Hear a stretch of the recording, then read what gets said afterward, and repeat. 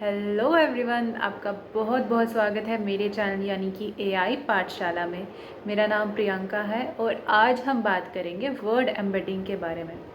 Word embedding जो होती है वो एक टेक्निक होती है जिसमें वर्ड्स को नंबर्स में कन्वर्ट किया जाता है, लेकिन स्मार्ट तरीके से। स्मार्ट तरीके से कैसे? मतलब हर वर्ड को एक वेक्टर के फॉर्म में दिखाया जाता है। अब वेक्टर क्या होता है? वेक्टर होता है लिस्ट ऑफ नंबर्स। ये नंबर्स जो होते हैं वो रैंडम नहीं होते हैं। ये मत सोचना कि रैंडमली कोई भी नंबर उठा के फेंक दिया, नहीं, ऐसा नहीं होता।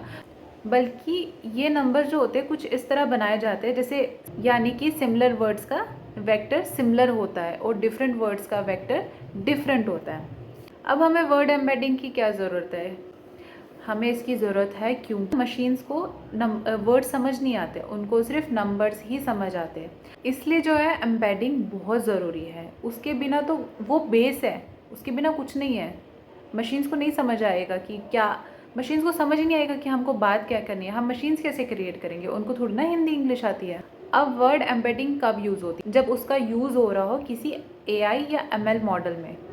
अब कैसे, कौन यूज़ केसेस? जैसे चैटबॉट्स हो गए, गूगल सर्च हो गया, स्पैम फिल्टर हो गया, सेंटिमेंट एनालिसिस हो गया।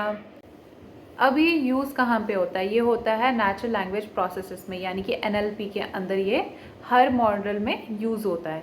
यानी जब भी आप टेक्स्ट से रिलेटेड कोई भी एआई बना रहे हो तो वर्ड एम्बेडिंग वहाँ यूज़ होती है। अब वर्ड एम्बेडिंग यूज़ कौन करता है? हर एआई या ML engineer, data scientist, NLP developer जो टेक्स्ट के साथ काम करते हैं, उनके लिए तो सबसे इम्पॉर्टेंट चीज़ है।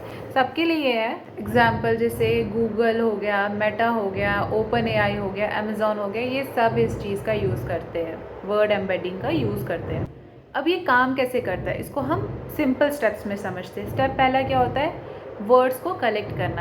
आपके पास एक टेक्स्ट है जैसे I love cats, I love dogs, है ना, ऐसा स्टेप।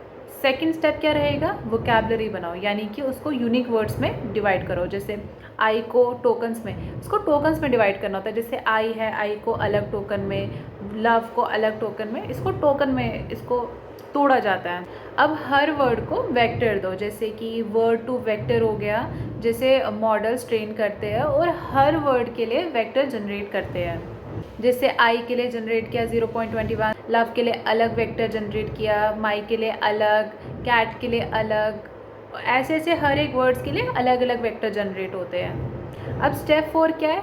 अब जो सिमिलर वर्ड्स होंगे, सिमिलर वर्ड्स के वेक्टर्स होंगे वो पास पास होंगे और जो डिफरेंट वर्ड्स के वेक्टर्स होंगे वो अलग अलग होंगे, यानी कि थोड़ा सा डिस्टेंस होगा उनमें। ठीक है, ये डिपेंड करता है वर्ड के इम्पोर्टेंस पे, कौन सा वर्ड जो है वो इम्पॉर्टेंट है। यानी कि अगर कौन कौन से सिमिलर वर्ड्स हैं वो साथ में रखे जाएंगे, जो डिफरेंट वर्ड्स होंगे उनको थोड़ा डिस्टेंस में रखा जाएगा उनकी इम्पोर्टेंस के अकॉर्डिंग। ठीक है, आज की वीडियो में सिर्फ इतना ही। नेक्स्ट वीडियो में मिलेंगे। अगर आपको वीडियो पसंद आई हो तो लाइक ज़रूर करिएगा, चैनल को सब्सक्राइब करिएगा और कमेंट करके बताइएगा कि आपको वीडियो कैसी लगी।